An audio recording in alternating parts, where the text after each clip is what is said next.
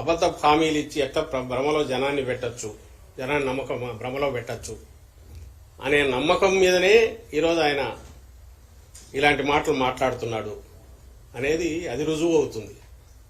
నిజంగానే వాలంటీర్ల వ్యవస్థ మీద తనకు నమ్మకం ఉంటే మరి ఇన్నాళ్ళు అన్న మాటల సంగతి ఏంటి?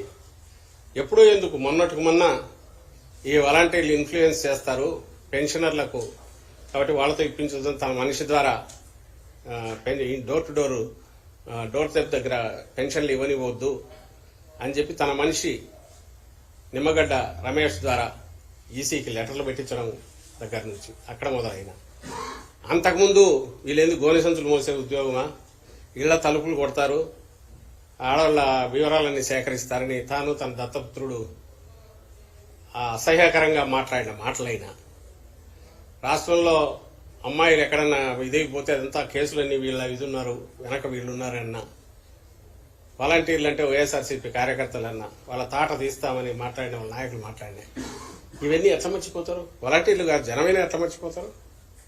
ఈరోజు ఉన్నట్టుండి వాలంటీర్ల వ్యవస్థను కొనసాగిస్తా, 10,000 ఇస్తా, ₹1,00,000 ఇస్తా, 10,000 అని ఎందుకు అయినాడు అర్థం కావట్లేదు, 20,000 లక్ష అని కూడా అని ఉండొచ్చు. అంతకుముందు అన్నట్టున్నాడు మీ నైపుణ్యం పెంచి 40,000 సంపాదన చేస్తానని. ఈ ముందన్నవి ఎప్పుడైతే అంతగా రాగానే ఆ వ్యవస్థనే తీసేస్తాను అని ఎప్పుడైతే అన్నాడో వాటిని పక్కకు తోసేసి ఉన్నట్టుండి ఇది అనడంతో ఈయన ఎంత అబద్దాల కోరు ఈ రోజుకు మారలేదు. 95లో ఎట్లున్నాడో 2024లో కూడా అట్లే ఉన్నాడు.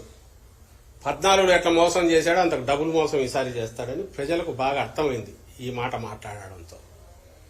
ఇప్పుడు వ్యవస్థను కొనసాగిస్తానంటున్నాడు, వీళ్ళని ఉంచాడు, ఈ వాలంటీర్లను తీసేస్తాడు, జన్మభూమి కమిటీలో ఉండే వాళ్ళను దాంట్లోకి తీసుకొస్తాడు, తీసుకొచ్చేసి వాళ్ళకి 10,000 చేస్తాడు, వాళ్ళకి 15,000 కాదు 20,000 చేస్తాడు, పై ఆదాయం కూడా వచ్చేది చేస్తాడు.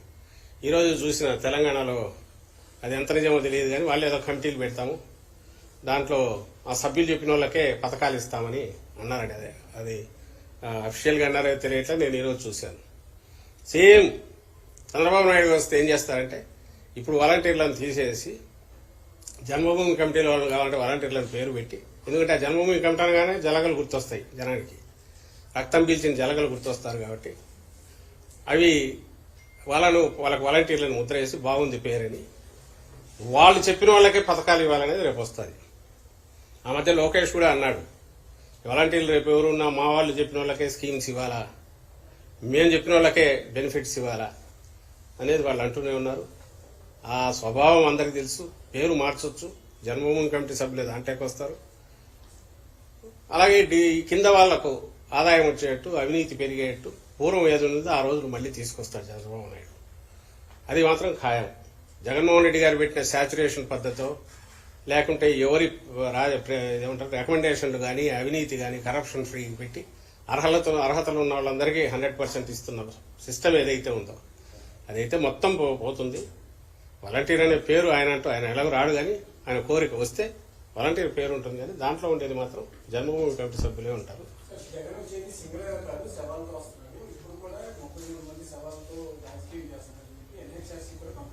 అదే ఎంత దారుణం చూడండి, 3 పార్టీలు పెట్టారండి నేను చూశాను.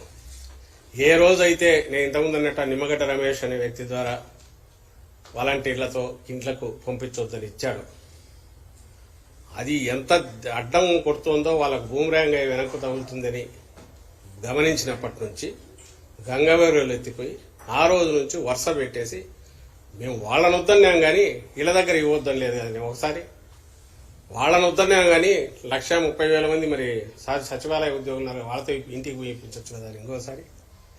ఇది అంటుండగానే ఎప్పుడైతే ఆయన చేసిన చంద్రబాబు నాయుడు చేసిన పనితో సెక్రటేరియట్కి వచ్చి వృద్ధులు చనిపోతే అది ఆసరా చేసుకుని ఆ చావును మళ్లీ తీసుకొచ్చేసి దాన్ని రాజకీయం చేసి మా మీద వేయాలని చూసి రీజను చంద్రబాబే. లక్షణంగా సింపుల్ క్వశ్చన్, వాలంటీర్లు ఇళ్లకొచ్చి ఇవ్వడం వల్ల ఇన్ఫ్లుయెన్స్ చేస్తారనుకుంటే 4 ఏళ్ల 8 నెలల్లో 4 ఏళ్ల 6 నెలల్లో ఎంత, ఎందుకంటే మనం రాగానే ఇమీడియట్ రాలే 4-5 నెలలకు వచ్చారు కాబట్టి ఇన్నాళ్లు చేస్తున్న పని వాళ్ళు అదే. ఇన్నాళ్లు చేసిన ఇన్ఫ్లుయెన్స్ ఈ 1 నెలలో అయితే పోదుగా. ఆ మాత్రం కామన్ సెన్స్ ఆయనకు లేదు, ఆలోచన లేదు. ఇన్ఫ్లుయెన్స్ ఏం చేస్తారు? వాలంటీర్ సిస్టమ్ పెట్టడం అనేది కాదు. నువ్వు జన్మభూమి కమిటీ పెట్టావు, వాలంటీర్ వ్యవస్థ పెట్టావు. దాని ద్వారా మేము చేయించిన మంచి పనులు ఏమున్నాయి ఆ సిస్టమ్ ద్వారా, అవి ప్రజలకు ఎప్పుడైతే నేరుగా అందుతున్నాయో దానివల్ల వీళ్ళ వాలంటీర్లకు ఇంపార్టెన్స్ పెరిగింది. దానివల్ల ఆ సిస్టమ్ సక్సెస్ అయింది తప్ప పర్సే ఏదో 2,60,000 మందిని పెట్టినందువల్ల వాళ్ళ ఇన్ఫ్లుయెన్స్ పెరగడం అనేది ఉండదు. 10 లక్షల మందిని పెట్టే పెరగదు. అదే నేను ఎప్పుడు అంటుంటా, వీళ్ళు కాదు బెనిఫిట్స్ తీసుకునే వాళ్ళు ఉన్నారు, వాళ్ళు ఆల్రెడీ ఇన్ఫ్లుయెన్స్ అయి ఉన్నారు.